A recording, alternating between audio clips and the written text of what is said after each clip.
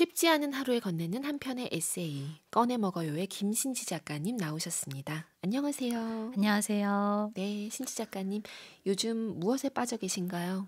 요즘 올해 유난히 겨울에 눈이 많이 오는 것 같아요. 그쵸? 네, 그래서 눈 오는 날마다 되게 기뻐하면서 눈을, 물론 기뻐할 때는 안에서 밖을 바라볼 때 기쁜 거긴 한데요. 네, 어디가 이동해야 되거나 이럴 때는 그럴 땐 또 힘들죠.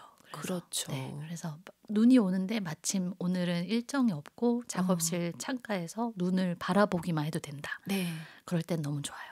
그렇군요. 근데 눈 오는 날 뭔가 먼 길을 가야 되거나 이러면은 조금 마음이 무거울 수 있을 것 같아요. 갔다 맞아요. 돌아오는 길 너무 고생스러울 것 같기도 하고. 네, 또 눈 때문에 뭐 배달하시거나 하시는 맞아요. 분들은 또 되게 힘드실 때기도 해서 하지만 또 1월은 한방눈이 제철. 아, 그러네요. 진짜 제철 맞습니다. 네, 다른 때에 눈을 보게 된다면 진짜 문제가 심각한 거고 네. 한국에서는 그 서울에 생각보다 눈이 안 오는 겨울도 꽤 있는데 그쵸. 그쵸. 올해는 눈이 많이 오는 편인 것 같아요. 진짜 눈 풍년이에요. 그쵸. 예, 눈풍년. 맞아요. 아, 눈이 적당히 예쁘게 오면 참 좋은데 그쵸? 그쵸. 눈이 많은 문제를 야기하고 이러면은 좀 그쵸, 두려워지기도 하고 그렇습니다. 아무튼 눈이 많이 오는 그런 겨울을 저희가 통과하고 있습니다. 오늘도 우리 카페인 분들 중에서 또 어떤 힌트를 얻을 책을 가지고 오셨을지 궁금해하면서 식탁에 앉을 사람부터 만나볼게요.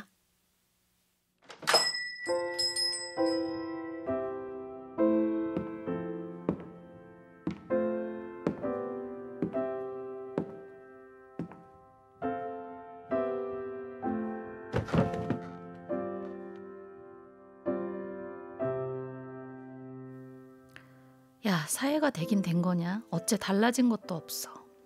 나이, 아유, 달라진 게 왜 없어. 아, 그런 거 말고 왜 그런 거 있잖아. 새해같이, 새해 같은 거, 뭐 그런 거. 그런 거 뭐? 별일 없이 살고 있으면 됐지. 안 그래? 그건 그렇지. 그래도 뭔가 짠 이런 거 있잖아.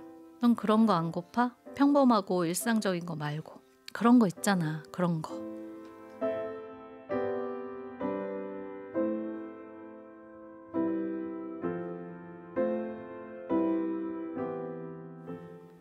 오늘 북카페 테이블에 앉은 손님 만나보겠습니다. 지금 뭔가 어떤 욕구를, 허기를 막 느끼고 계신 것 같아요. 네, 손님을 제가 대변해 버렸는데요. 네.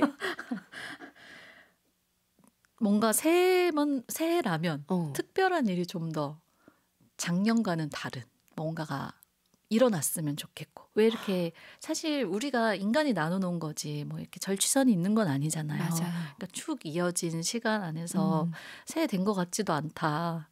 이렇게 생각하고 계시는 오늘의 테이블 손님이네요. 네.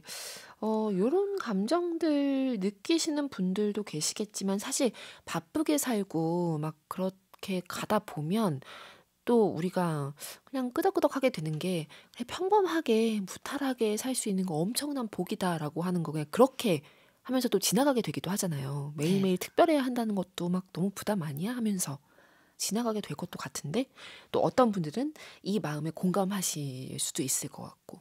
저도 생각해 보면은 새해 되고 나서 주변 친구들 중에 올해는 유난히 새해 같지도 않다.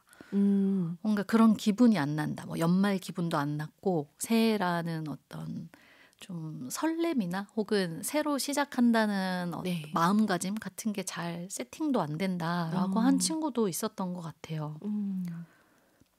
어떻게 조언을 해주실 수 있을까요? 신지 작가님은 어떤 편이세요? 저는 사실 근데 저도 생각해 보면 예전에는 더 열심히 새해를 준비했던 것 같거든요. 더 열심히? 그러니까 뭔가 늘 11월부터 새해를 기다렸던 사람으로서 그때부터 미뤄둔 많은 어떤 나의 계획들. 새해는 다른 사람이 될 거야. 새 사람이 네. 될 거야 하면서 세웠던 어떤 다짐들 이런 것들을 새로 산 다이어리에 되게 정성 들여서 적고 새해를 조금 더 정갈한 마음으로 맞이하려고 네. 노력을 더 했었던 것 같은데 시간이 지나면서는 그 정도는 아닌 것 같거든요. 지금은 생각해 보면. 근데 저는 이 오늘의 손님도 어떻게 보면 특별함에 대한 기대가 있어서 그런 것 같아요. 그러니까요. 사실 고은 작가님 방금 말씀하신 것처럼 일상이라는 게 무탈하게만 이어져도 굉장히 좋은 일인데 그쵸. 그래도 새해니까 조금 더 특별한 일, 작년과는 뭔가 결이 다른 일, 그런 이벤트들이 나에게 일어났으면 좋겠고 나도 좀 그런 일들에서 새롭고 흥미있는 일들에서 에너지를 얻고 싶은 마음 때문에 네. 이런 생각이 좀 반복적으로 드는 게 아닐까 싶거든요. 자, 그러면 어떻게 해야 될지, 오늘 어떤 책을 가지고 오셨을지 너무 궁금합니다. 저희 음악 듣고 와서 오늘 가지고 오신 책을 바로 펼쳐보도록 하겠습니다. 윤고은의 EBS 북카페와 함께하고 있습니다. 북카페 테이블에 얹을 책 어떤 거 가지고 오셨나요? 네, 오늘은 갈매기 자매가 쓴 이상하게 그리운 기분이라는 책을 가지고 왔습니다. 갈매기 자매가 쓴 이상하게 그리운 기분. 이 책의 제목도 이상하게 자꾸 묘하게 맴돌지만 이 작가 이름이 너무 특이합니다. 갈매기 자매? 네, 일단 이 책 소개를 드리면 한국과 일본에 사는 이국에 사는 두 친구가 이 코로나 팬데믹 기간 동안 나눈 편지를 묶은 책이에요. 그래서 한국에서 일본어 번역가이자 출판 편집자로 활동 중인 하나가 등장하고요. 네.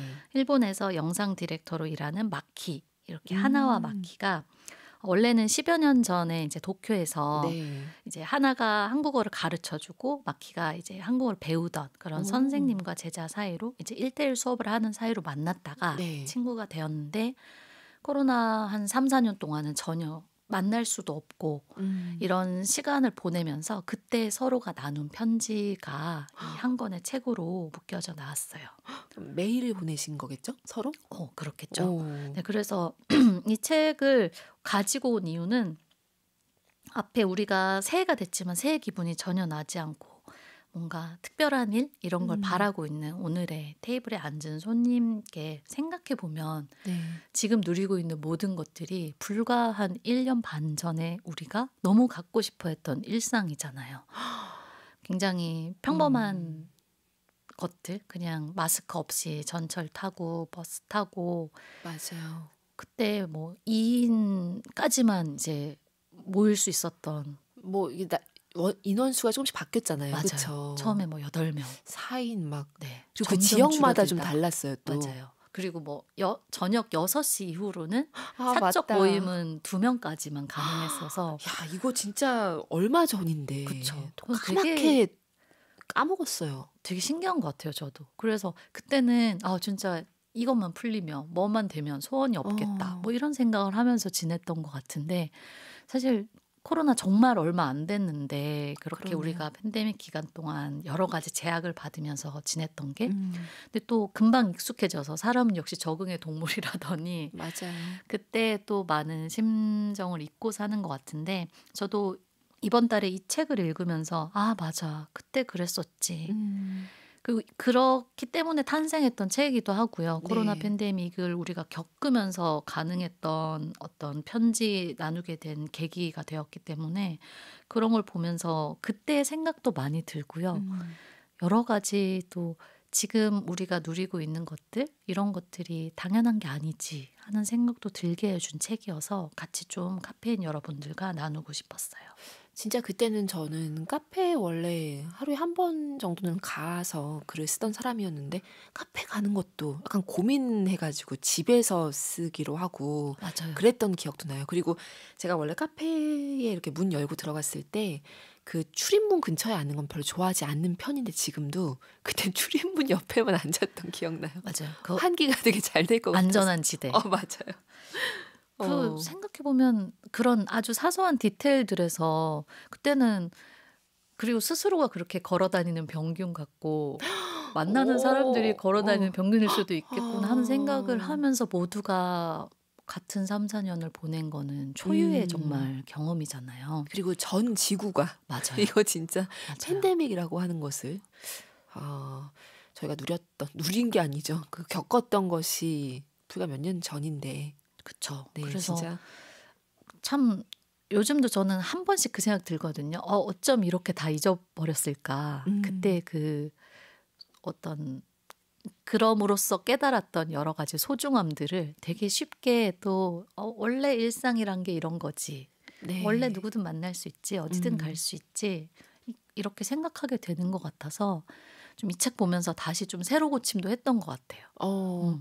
맞아요. 진짜 우리가 뭐 BC 이런 것을 코로나 이전으로 해석할 정도로 너무나 큰 그 어떤 선이라고 생각을 했던 것인데 그걸 맞아요. 생각하면 사실 새해는 아무것도 아닌 그런 느낌이 듭니다. 갑자기 테이블 손님에게 호통을 치는 예, 거. 무슨 새해의 기분이요? 이거 지금 뭐 하루하루 우리가 지금 누리는 것들이 얼마나 이게 지금 귀한 건데요. 맞아요. 사실 그런 감각을 이 1월 안에 우리가 다시 세팅해 보는 것도 올 한 해를 살아가는데 되게 도움이 되는 마음가짐이자 자세일 것 같아요. 맞습니다. 이제 테이블에 앉은 손님을 다그칠 지경까지 흘러갔는데요. 그러면 가지고 오신 책 중에서 어떤 부분을 저희 읽어주실 건가요? 방금 말씀드린 이제 팬데믹 기간 동안에 주고받은 좀 초반의 편지를 가지고 와봤는데요. 그때 우리가 느꼈던 일상의 변화들이 담겨 있는 부분이어서 같이 한번 나눠보고 싶습니다. 네, 그럼 이거는 그 두 분 중에 한 분이 네. 쓰신 거죠? 일본에 사시는 마키님이 쓴 편지입니다. 이 마키님은 일본에 사는 영상 디렉터고 하나님은 한국에 사는 출판 편집자고 그러니까 뭔가 두 분이 살고 있는 지역도 다르지만 일하는 분야도 묘하게 어울리면서 또 약간 다른 맞아요. 이런 상황이라 재밌습니다. 구성 자체가. 네네. 한번 읽어볼까요? 네.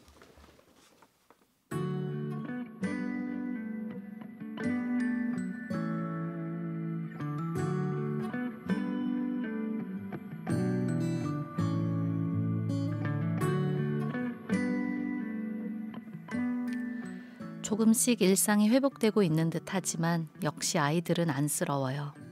아들에게 물어보니 점심시간에 각자 뿔뿔이 흩어져 밥을 먹고 말을 하면 혼난다고 하더라고요.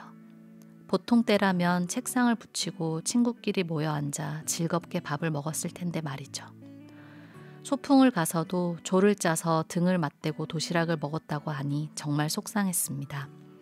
자유롭지 못한 행동을 강요당하고 있는 것이니까요. 정작 본인은 별거 아닌 양 받아들이고 있지만 팬데믹이 얼른 끝났으면 좋겠다는 생각만이 절실합니다. 하지만 팬데믹이 끝난다 해도 이전 세계와는 다르겠지요. 지금 내가 할 수 있는 일은 매일을 잘 살아가는 것뿐일지도 모르겠습니다. 언니는 오늘 점심으로 뭘 먹었나요? 나는 언니 대신 함박스테이크를 먹으러 다녀왔습니다. 오늘 간 곳은 나카메구로에 있는 키친펀치입니다. 부러워하는 언니 목소리가 들려오는 것만 같네요. 예전에 우리가 함께 갔던 곳이죠.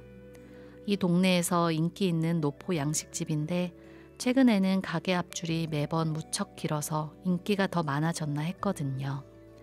알고 보니 코로나19에 대응하느라 좌석수가 반으로 줄어든 것이었습니다.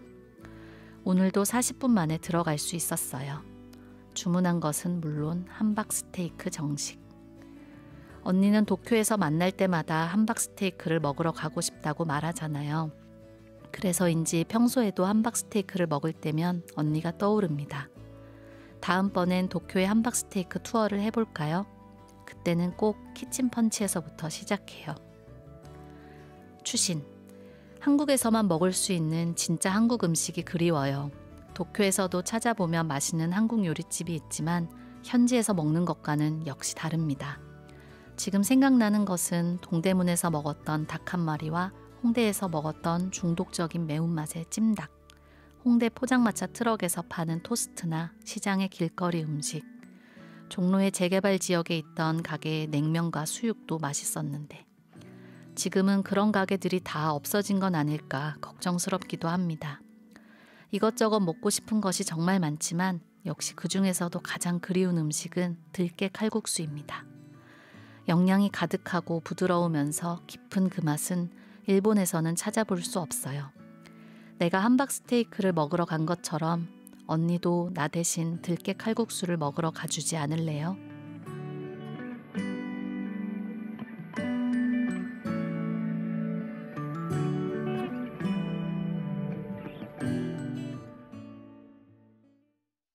루시의 21세기의 어떤 날 듣고 왔습니다. 갈매기 자매의 책 이상하게 그리운 기분에 수록된 글 마키의 편지 그래도 잘 살아가요 이렇게 만나고 왔습니다. 이 부분을 고르신 이유도 궁금해요.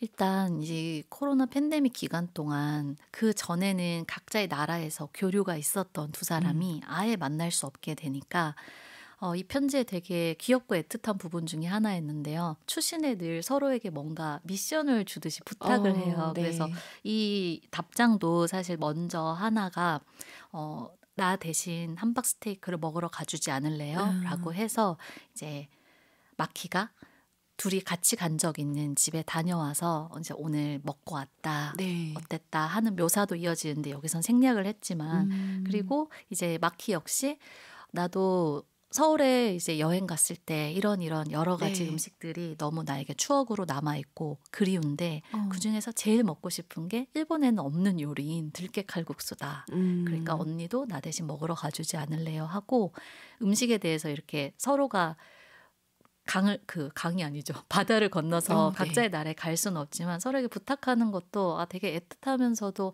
어떻게 보면은 코로나 시국에 사람들이 찾아낸 또 하나의 여행법이기도 하구나라는 생각이 들어서 되게 이 부분이 좋았어요.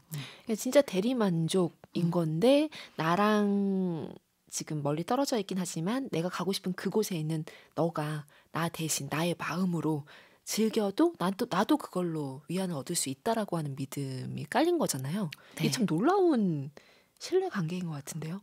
네, 그래서 뭐 여기서 제가 낭독한 부분에서는 이제 먹고 싶은 것에 대한 얘기였지만 뭐 요즘 도쿄타워 불빛은 어떤가요? 하면은 이제 이 그 책의 양식이 하나의 편지가 끝날 때마다 뒤에 이렇게 추신이 붙어 있고 또 추신에서도 또 한 장을 더 넘기면 그 편지 속에 언급됐던 부분은 이제 사진으로 또 나와 있어요. 그래서 사진을 또 서로에게 보내주고 했는데 그래서 뭐 하나가 요즘 도쿄타의 불빛이 궁금하다 하고 하면 마키가 사진을 찍어서 보내주고 이런 식으로 또 교류를 해서 코로나 한 시절 동안 되게 여러 가지 기록들이 남아있을 테지만 두 사람이 나눈 편지도 그때 또만 가능했던 어떤 교류의 흔적 같아서 그것도 굉장히 흥미롭게 읽히는 부분이더라고요. 그러네요. 독자 입장에서도 이런 두 사람의 어떤 교류를 읽으면서 묘한 또 대리만족을 느낄 수 있을 것 같고요.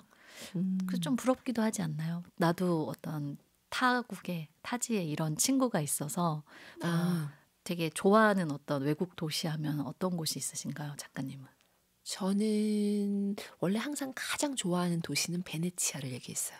네, 근데 그럼 너무 좋을 것 같지 않아? 베네치아에 되게 이렇게 마음을 나눌 수 있는 잘 맞는 친구가 있어서 나 대신 어떤 카페에 가주지 않을래? 그럼 좋죠. 어느 공원을 걸어주지 않을래? 이렇게 교류를 할 수 있으면은 되게 좋을 것 같아요.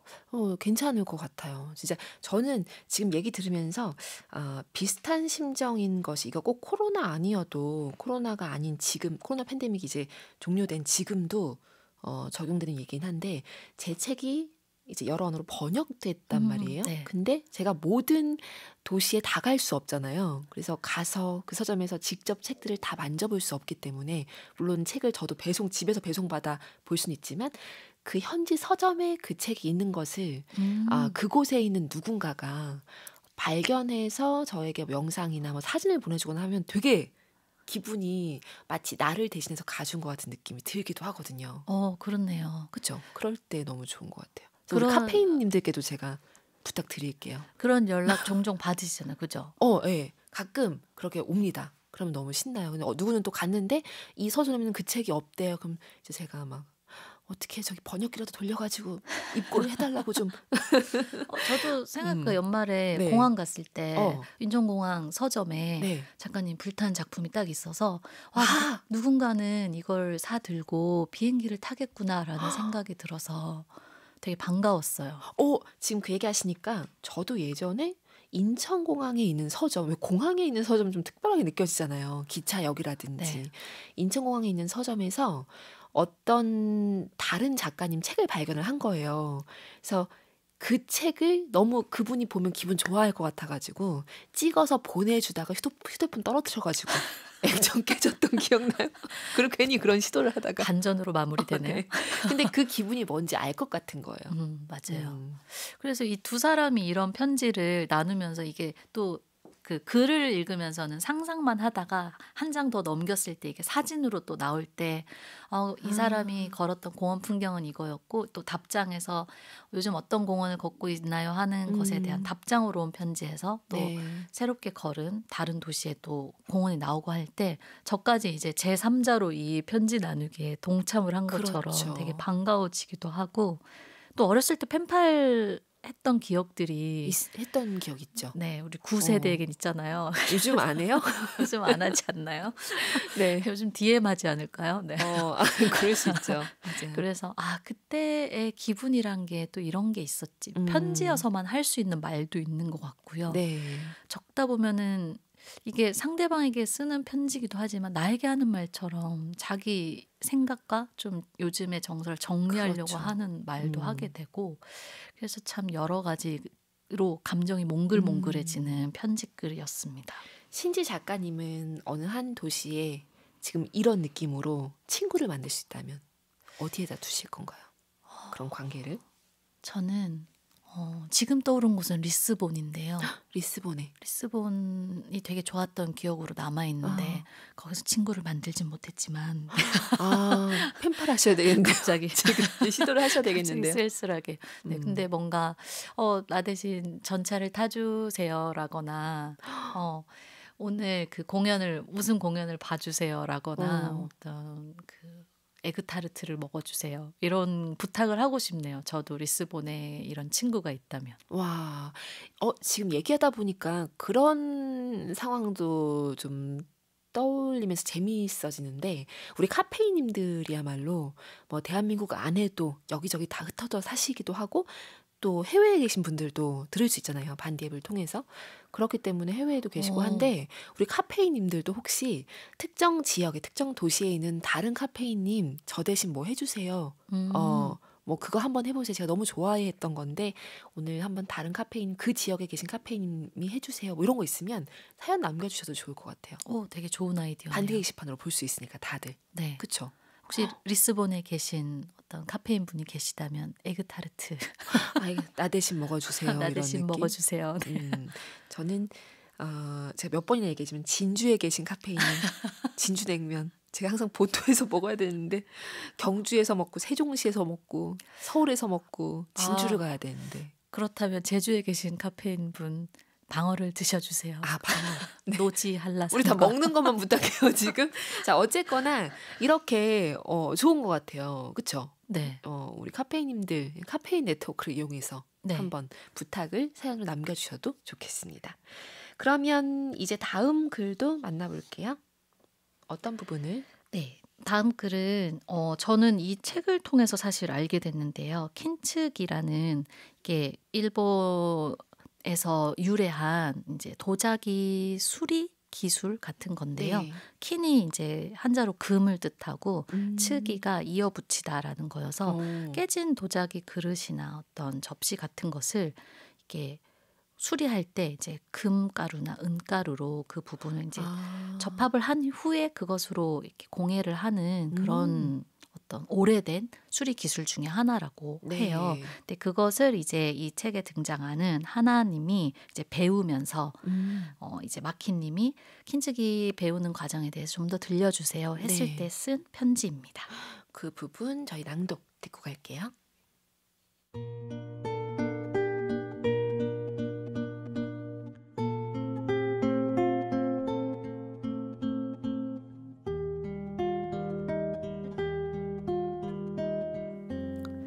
킨츠기 이야기를 듣고 싶다고 했지요.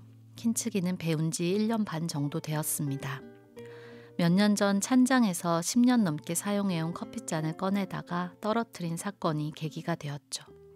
금이 가고 이도 나갔지만 함께한 세월만큼 추억이 많아서 차마 버릴 수가 없었습니다. 그래서 수납작 한쪽에 잘 싸서 넣어두었어요. 그리고 작년에 우연히 킨츠기 수업이 있다는 걸 알게 되었습니다. 일본의 전통 공예 기법이니 도쿄에 있을 때 배웠으면 됐는데 서울에서 배우게 되다니. 그때가 아니라 지금인데는 다 이유가 있는 거겠죠. 매주 토요일 어스름해지는 시간에 킨츠기 공방으로 향해 밤이 깊어갈 무렵 집에 돌아가곤 했습니다. 작업하다 보면 공방 안엔 어느새 살짝살짝 그릇이 부딪히는 소리와 쓱싹쓱싹 사포질하는 소리로만 가득 찹니다.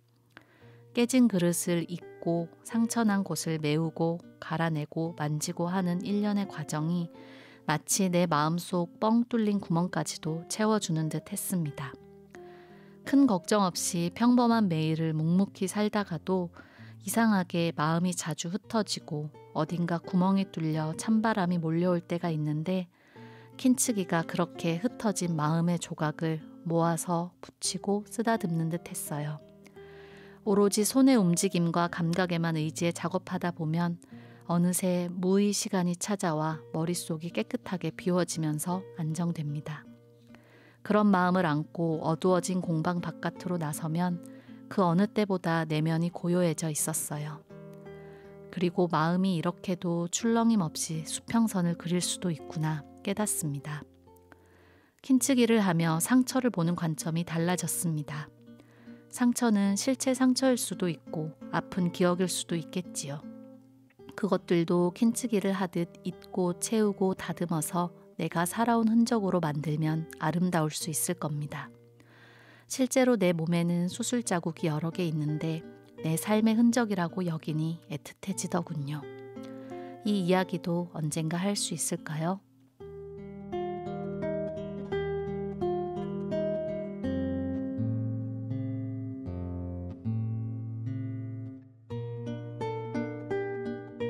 킨츠기를 하면 왜 마음이 고요해질까 생각해 봅니다.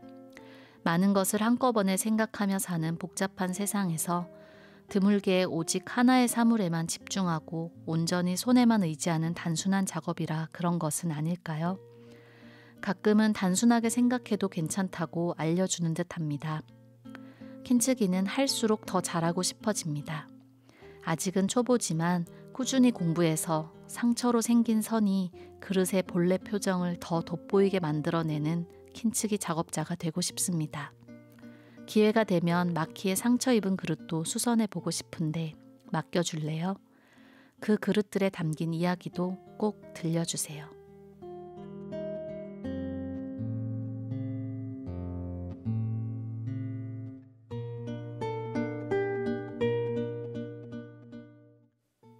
갈매기 자매의 이상하게 그리운 기분에 수록된 글 하나의 편지 킨츠기의 나날들 중 한 부분 신지 작가님 목소리로 듣고 왔습니다. 굉장히 매력적이네요. 이 킨츠기라고 하는 것도 그렇고 그리고 킨츠기 공예를 하면서 깨달은 바를 적어둔 이 하나 작가님의 이 문장들도 이 생각도 참 너무 울림이 큰 것 같습니다. 네, 저도 이 편집글에서 킨츠기를 알게 되고 너무 매력 있어서 막 검색을 막 해봤어요. 네. 그랬더니 한국에도 어쨌든 일본에서 유래한 기술이지만 한국에서도 하시는 작업자분들이 많아서 그런 분들 인터뷰나 뭐 영상 같은 것들도 볼 수 있었고 네. 그리고 그렇게 새로운 생명을 얻은 그릇들이 너무 또 매력적인 거예요. 그래서 이런 아름다운 세계가 있구나 하는 거를 알게 돼서 굉장히 반가웠었고 작가님 방금 말씀하신 것처럼 여기 등장하는 상처를 보는 관점이 이걸 배우면서 달라졌다 네. 하는 비유가 정말 와닿는 그 공예 방법이기도 하고 또 하나 작가님이 왜 그렇게 생각하셨을지도 너무 느껴지는 부분이었어요. 그러네요. 그리고 이 공방의 풍경을 상상하게 됐어요. 거기 안에서 뭐 아까 이제 슥슥슥 하는 소리가 나고 뭐 이런다고 했는데 깨진 조각들이 부딪히기도 하고 뭐 사람들이 집중하는 그 열기가 느껴지는 그 공방 안의 분위기. 그 안에 있는 사람들이 단지 뭐 조각과 조각을 잇고 붙이는 그 수 작업만을 하는 것이 아니라 지금 얘기하신 것처럼 내면에 생각들이 요동치고 있겠구나라는 상상을 하면 너무 맞아요. 아름답게 느껴지는 것 같아요. 맞아요. 저도 보면서 이 정도면 킨츠기 테라피라는 것이 있는 게 아닐까. 그럴 수 있겠다 진짜. 그렇죠. 네. 조금 마음이 어떤 번잡하거나 환기가 필요한 친구에게 되게 추천해주고 싶은 취미이기도 했고요. 네. 저도 되게 배워보고 싶었어요. 그러네요. 이거 정말 참 매력적입니다. 실제 상처도 그렇고 또 누구나 난 마음이 이미 깨졌어. 그때 많이 다쳐서 이렇게 흩어졌어. 조각조각. 겨우겨우 기워서 살고 있어 하는 사람들. 그런 사람들의 이 얘기를 보면 얼마나 마음의 위안을 얻을까 싶고 그리고 그런 사람이 따로 있는 게 아니라 사실 누구나 다 크고 작은 마음의 상처들이 있잖아요. 이 굉장히 많은 힘이 될 것 같습니다. 맞아요. 이게 사실 저는 아끼거나 이제 선물 받은 그릇이나 접시 혹은 네. 찻잔 같은 건데 깨져 버리면 이 방법을 몰랐기 때문에 버렸거든요. 맞아요. 그리고 끝이라고 생각했어요. 그게. 어. 근데 이게 귀한 거여서 본인도 버릴 수가 없었고 그러다 이제 킨치기를 배우면서 이걸 이어붙인 얘기와 또 사진도 등장해요. 책 속에는. 근데 그걸 보니까 너무 아 그래. 도자기로 만들어진 여러 가지 것들도 이런 네. 방법으로 다시 수선을 할 수가 있는데 내가 그 가능성에 대해서는 지금까지 한 번도 생각해 보지 않았구나. 그쵸. 이런 생각이 들고 그게 마음의 비유에도 정말 같은 마음으로 또 읽게 되더라고요. 그리고 책에서는 나중에 가면은 마키의 그릇을 수선하게 됩니다. 그래서 그것도 너무 한편의 영화 같은 마키가 아끼는 와. 그릇을 가져와서 이제 수선해 주는 이제 뒷부분에 편지가 등장하는데 아 되게 아름다운 이야기다라는 생각도 했어요. 진짜 그럴 것 같습니다.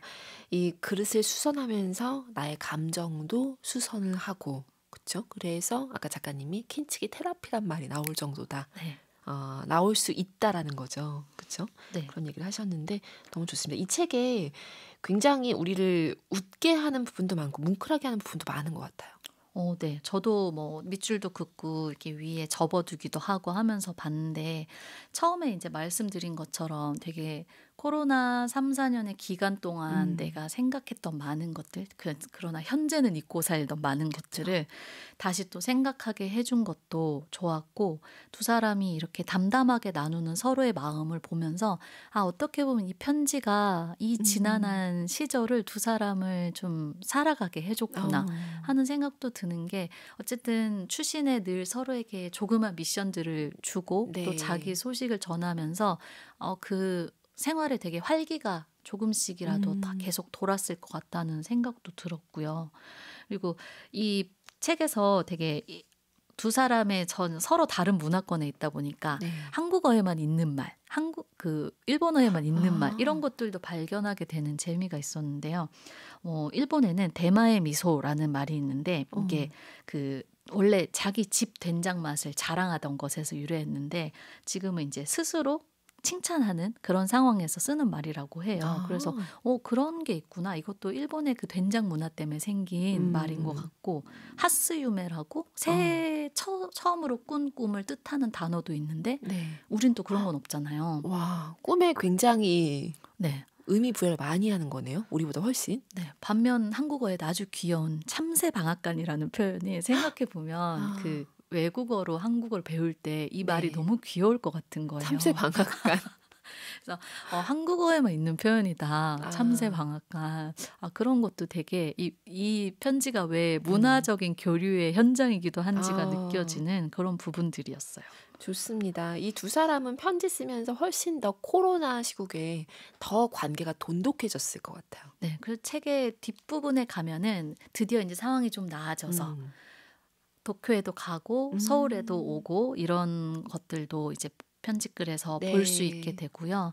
그래서 겨울에 읽기에 참 따뜻한 서간집인 것 같아요. 와, 진짜 좋네요. 이 이야기 따라가다 보면 우리의 일상이 말씀하신 것처럼 얼마나 소중한 것인가를 다시 깨닫게 될 것 같습니다. 앞에 우리 새해 타령하셨다. 타령이라고 해서 죄송하지만 끝으로 가고 있습니다. 네. 우리 새해 타령하셨다. 또 우리 손님 한번 생각해 보면 우리 불과 1년 반 전에는 제발 친구들을 가족들을 제약 없이 만나게 해주세요. 맞아요. 어디든 여행을 조금 편히 자유롭게 갈 수 있다면 식당에 아무데나 들어갈 수 있다면 이 생각 우리 다들 하고 살았는데 맞아요. 그때 그 마음으로 2024년을 좀 일상을 소중하게 여기면서 살 수 있으면 좋겠습니다. 네. 음악 듣고 그럼 우리 카페인님들이 보내주신 글도 만나보겠습니다. 볼빨간 사춘기에 고쳐주세요입니다. 윤고은의 EBS 북카페 김신지 작가님과 함께하고 있습니다. 이제 카페인님이 보내주신 글 저희 만나보겠습니다. 어떤 분의 글일까요? 기대해 주시죠.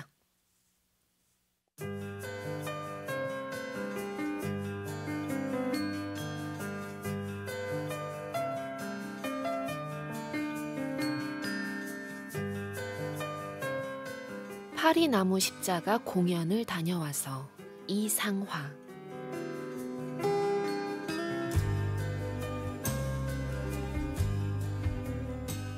강아지와의 산책길에서 파리나무 십자가 초청 공연이라는 광고를 발견했다. 일정을 보니 일요일이었고 집에 돌아오자마자 한치 망설임 없이 예매를 마쳤다. 고등학교 때부터 꼭 한번 가보고 싶었고 가야만 할 것 같은 공연이었다. 한 반에 50명이 훌쩍 넘던 그 시절 내 앞자리에 앉은 친구는 파리나무 십자가 합창단의 열혈 팬이었다. 틈만 나면 단원 한 명 한 명 이름을 부르며 그들을 향한 애정을 눈물을 글썽여가며 이야기했다. 어느 날은 큰 도화지에 단원 중 특별히 좋아하는 2명의 얼굴을 그려서 검은색 원통형 가방에 담아와 우리들에게 보여주었다.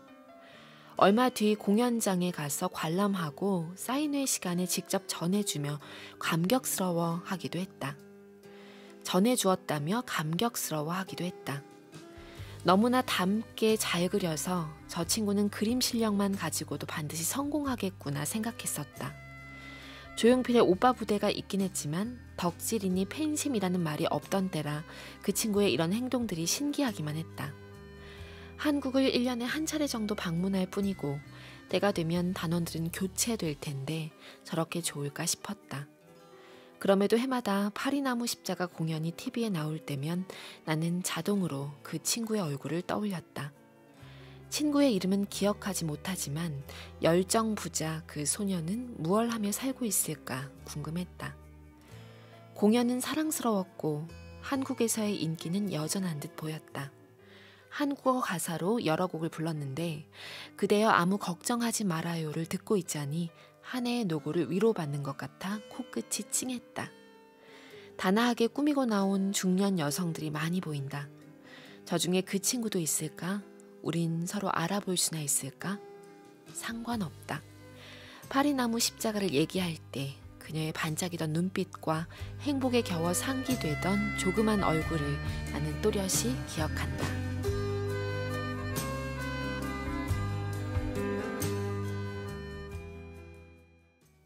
네, 카페인 이상화님 글이었습니다. 어떻게 들으셨나요?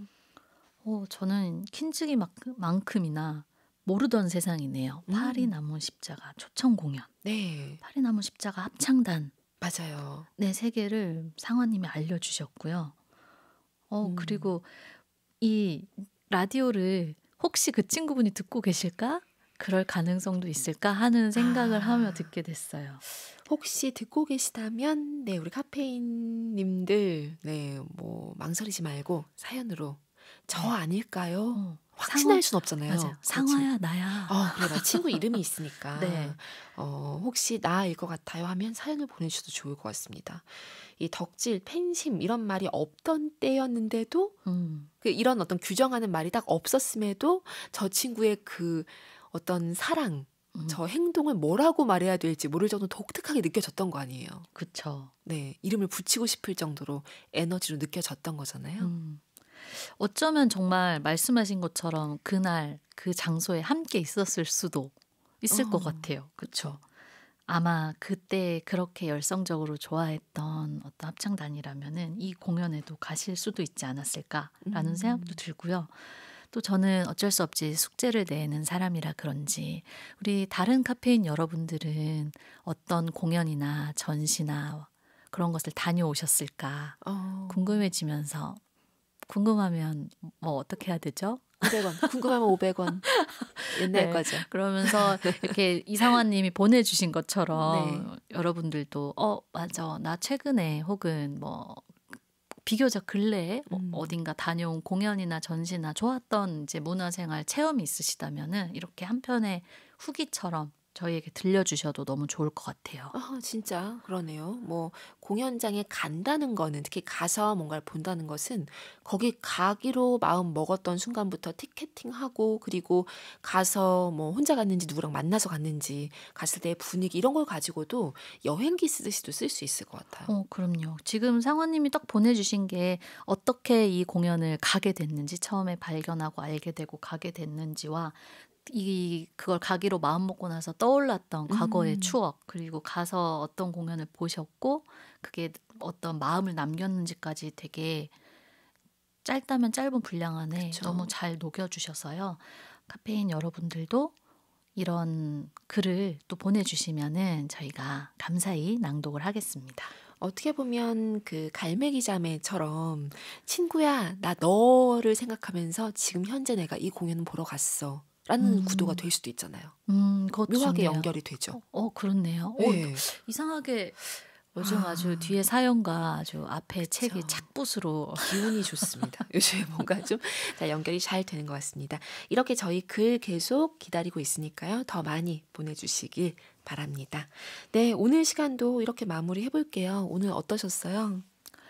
저는 일단 최근에 제가 읽고 너무 마음이 몽글몽글해져서 카페인 여러분들과 빨리 가서 나누고 싶다라고 생각했던 이 갈매기 자매, 이상하게 그리운 기분을 소개할 수 있어서 되게 좋은 시간이었고요. 그리고 너무 호통을 치게 된 것 같아 테이블 손님에겐 죄송하지만 우리 또 잊고 지내던 소중함 다시 한번 깨달으면서 다 지금의 이 모든 일상, 코로나 시국에 내가 너무너무 간절히 바랐던 일상이다. 네. 생각하며 2024년 우리 힘차게 살아봅시다. 저희 뭐 다그쳤다, 뭐 새해 타령이다, 호통이다, 뭐 이렇게 하긴 했지만 사실은 우리 안에 그런 마음이 다 조금씩 있잖아요. 맞아요. 뭐 이렇게 특별한 게 없어 싶은 게 다 있기 때문에 우리 스스로에게 하는 말이었던 것 같기도 합니다. 맞아요. 그리고 아마 들으시면서 많은 카페인 여러분들도 그렇네. 나 그 마음 너무 잊고 있었다. 나 코로나 그 3년 동안 정말 이것만 된다면, 이것만 가능해진다면 이런 생각 많이 했었는데 네. 그게 지금 다 가능하네? 라는 생각도 하셨을 것 같고요. 그렇죠. 자, 다음 주도 기대하면서 오늘은 여기서 안녕하겠습니다. 감사했습니다. 감사합니다. 파리나무 십자가 소년 합창단의 포카레 카레 들으면서 오늘 마무리하도록 하겠습니다. 카페인 분들 오늘도 고운 하루 만드세요.